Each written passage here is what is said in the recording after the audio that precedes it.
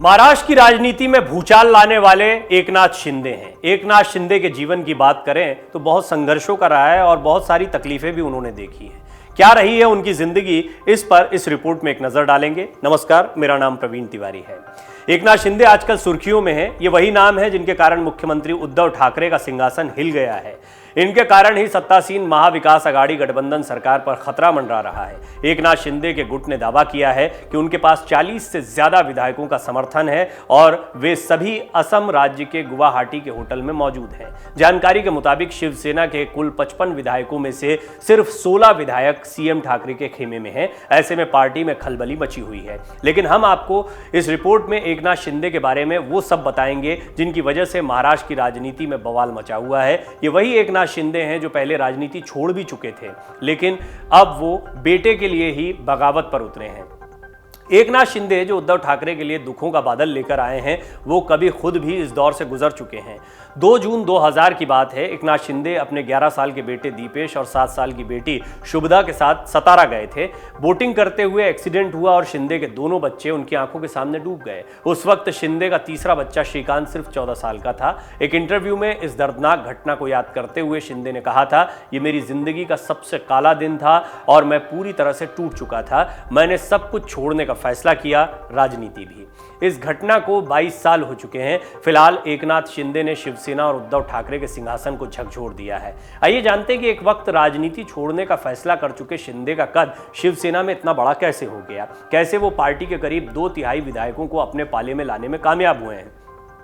शिंदे के जन्म की बात करें तो 9 फरवरी 1964 को उनका जन्म हुआ। वो महाराष्ट्र के सतारा जिले के पहाड़ी जवाली तालुका के रहने वाले हैं, लेकिन उनकी कर्म भूमि ठाणे रही। शुरुआत में शिंदे ठाणे में ऑटो चलाते थे। शिवसेना के कद्दावर नेता आनंद दिघे से प्रभावित होकर उन्होंने शिवसेना ज्वाइन कर ली। पहले शिवसेना के शाखा प्रमुख और फिर ठाणे म्यूनिसिपल के कॉरपोरेटर चुने गए।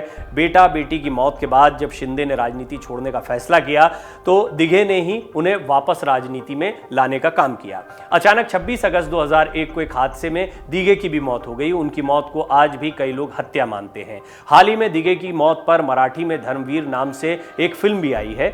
दिघे धर्मवीर के नाम से भी मशहूर थे। दिघे की मौत के बाद शिवसेना को ठाणे में अपना वर्चस्व कायम रखने के लिए कोई चेहरा चाहिए था। ठाकरे परिवार ठाणे को ढुलमुल रवैये के साथ नहीं छोड़ सकता था। वजह है कि ठाणे महाराष्ट्र का एक बड़ा जिला है। चूंकि शिंदे शुरुआत से ही दिघे के साथ जुड़े हुए थे, लिहाजा उनकी राजनीतिक विरासत शिंदे को मिली। शिंदे ने भी विरासत के बीज को ठीक से रोपा और सींचा भी। शिंदे भी अपने गुरु की तरह जनता के नेता रहे। साल 2004 में पहली दफा वो विधायक बने। इसके बाद कभी पीछे मुड़कर नहीं देखा। देखते ही देखते ठाणे में ऐसा वर्चस्व बना लिया कि वहां की राजनीति का केंद्र बन गए शिंदे। 2009, 2014 और 2019 विधानसभा चुनाव में भी जीत का सेहरा उनके माथे पर बंधा। साल 2014 में नेता प्रतिपक्ष भी वो बने। मंत्री पद पर रहते हुए शिंदे के पास हमेशा अहम विभाग रहे। साल 2014 में फडणवीस सरकार में पीडब्ल्यूडी मंत्री रहे। इसके बाद 2019 में शिंदे को सार्वजनिक स्वास्थ्य और परिवार कल्याण और नगर विकास मंत्रालय जैसे महत्वपूर्ण मंत्रालयों का जिम्मा मिला। महाराष्ट्र में आमतौर पर सीएम ये विभाग अपने पास रखते हैं। अपना वर्चस्व बढ़ाने के लिए शिंदे ने अपने बेटे को भी मैदान में उतार दिया। पेशे से डॉक्टर श्रीकांत शिंदे कल्याण लोकसभा सीट से सांसद हैं।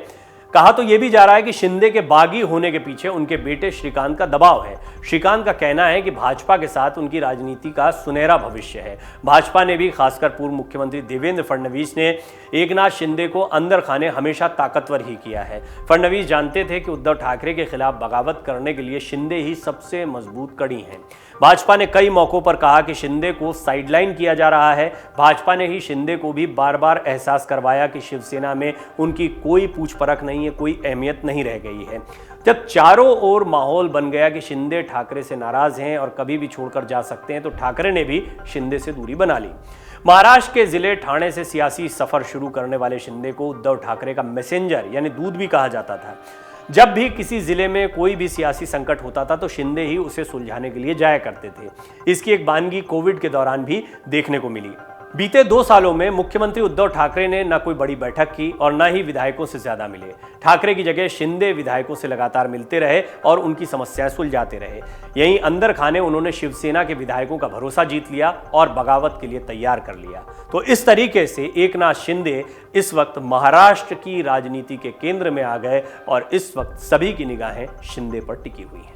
नमस्कार। डाउनलोड करें अमर उजाला ऐप और पाएं खबरें लगातार। अगर आप ये वीडियो YouTube पर देख रहे हैं तो हमारे चैनल को सब्सक्राइब करें और बेल आइकन को दबाना ना भूलें। अगर आप Facebook पर ये वीडियो देख रहे हैं तो हमारे पेज को लाइक करें।